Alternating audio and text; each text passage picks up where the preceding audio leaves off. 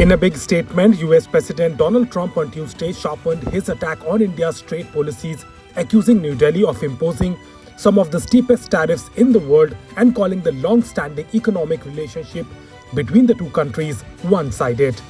The US President claimed that India's trade practices had cost American manufacturers heavily. The President also claimed the unfair tariff structures were pushing companies to set up production outside the US. However, he argued that his administration's trade policies, including the imposing of steep reciprocal tariffs, were beginning to reverse the trend.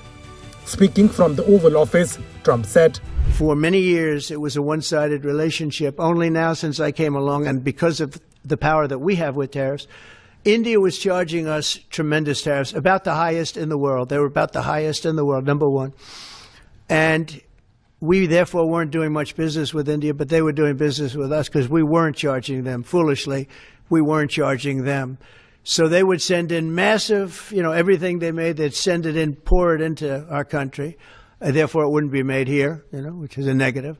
But we would not send in anything because they were charging us 100% tariffs. And, I'll give you an example, Harley Davidson. Harley Davidson couldn't sell into India. There was a 200% tariff on a motorcycle. So what happens? Harley Davidson went to India and built a motorcycle plant.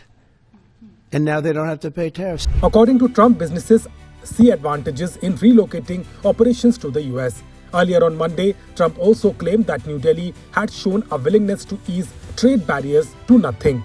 On social media, the president repeated his frustration over India's choices in trade and defense procurement. He argued that New Delhi continues to rely heavily on Moscow for oil and military hardware. Trump's sharp remarks came as Prime Minister Narendra Modi held separate talks with Russian President Vladimir Putin and Chinese President Xi Jinping at SCO summit in Tianjin.